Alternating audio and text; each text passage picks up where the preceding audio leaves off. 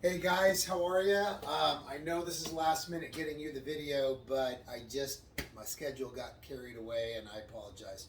Hey, on the Around the World game, just so we can be clear, you're going to set the kids up in like a box formation, okay? 4 kids. If you have 3 kids and they want to make a triangle, that's fine, but clearly just read the directions and make sure that they are, 8 to 10 feet apart, and they can certainly start a little closer if they're younger kids, okay?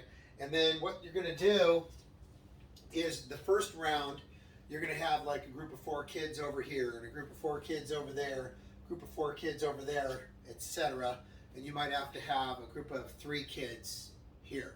If you have 2 kids left and you want them to be a 2-kid team, that's fine too. We're way flexible with this. But the first round, the coach obviously takes a hoop and spins it in an open space and says go at the same time that they let go of the hoop.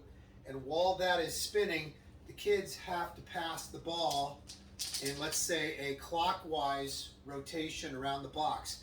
If I start here, I would pass to the next person down there, who would pass to the next person down there, who would pass to the next person here, who would pass to me. Hands out, ready to catch, good throws, so our partners can be successful, and however many catches they get or however many rotations around the square, they're going to try and beat the next time. I'm not worried about them comparing this to another kid over there or another kid over there or another team over there. I'm more interested in, hey, we got 6 points that time. Can we get 8 points? And if you want it just to be a catch as a point, fine. If you want it to catch as a complete or count as a complete rotation, then it would have to be pass, pass, pass, pass, and that would be 1.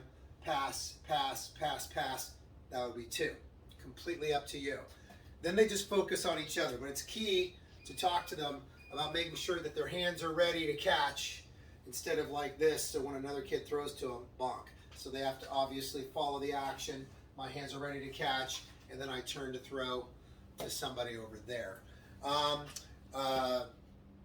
The fire and ice tag game, really super easy, no problem, easy, no one. Sorry, I'm losing it. I'm speaking a little too fast. Kind of a no-brainer game. And then I think a lot of you have done 1 fish, 2 fish, red fish, blue fish. And if you have time and you want every kid to have a turn up front, that's fine. You'll never get there though.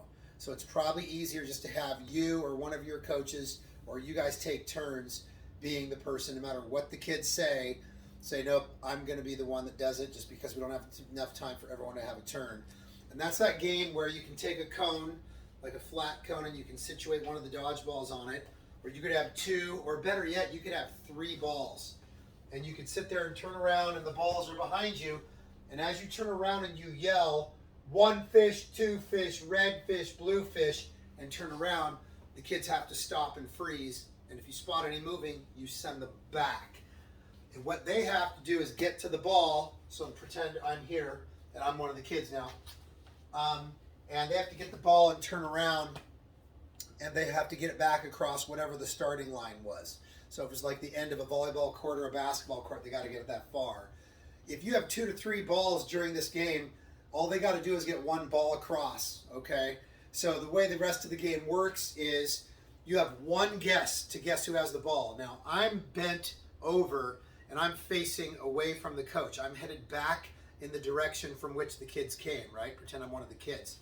The coach is over here and he or she is turned around, and what you want to coach the kids to do is have everybody do this, because that way I don't know who actually has the ball. And you really want to coach them on, at the last minute, when you hear me say 1 fish, 2 fish, red fish, blue fish, and you're headed back with the ball, okay, you got to sit there and make sure that they sit there and all bend over at the same time and don't wait till the last minute to be passing the ball around. Now, in order for the same kid who's going to be the ball hog to not be the ball hog anymore, you have to limit the number of times they touch the ball. You're going to see the same kids are the fastest ones in, and they get the ball, and you can tell them and say, there is absolutely no running or walking with the ball. You have to pass to each other, okay? So they can hand it or they can pass it nicely. Don't pass it crazy, because the minute you spot the ball, when you turn around, you pick it off. There's the ball, I get it, or hey, does Spencer have it? Yep. But after you make that one guess, whether you're successful or not, you turn around and face the other way and yell again, 1 fish, 2 fish, red fish, blue fish. It's actually an easier game than I'm making it sound. When you do the 1 fish, 2 fish chant, they're coming at you, okay? And after they get the ball, they're headed away from you. And when they're right real close, let's say 1 fish, 2 fish, red fish, blue fish, and they're not quite at the ball, you're going to want to teach them that when they get to the ball to basically like freeze. Because even if they're right here, they haven't touched the ball yet, I can't choose them, right? They're just sitting there frozen and I can't pick them. So that way when the coach turns around again, it's real quick where they could do this. And you could say they could take 1 step with the ball, and then maybe in later rounds they could take no steps with the ball. And that forces them to pass to other teammates and make sure that they all get the ball. So if you put 3 balls there, I would do 3. You can even do 4 if you want. That's just going to ensure more people will get more ball touches. But just make sure that the other kids know that, hey, if you don't get the ball, if they hand it to someone else, that's okay. You still have a job. You can get next to them and go like this, and then I've got to choose who has the ball. And from behind, if you both look like that, I may not know. I have more choices. If I have fewer choices, I'm probably going to be able to figure out who has the ball. Super fun game, guys. Make sure you play it this week. If you don't get to it and the other 2 games seem to be more popular, no problem.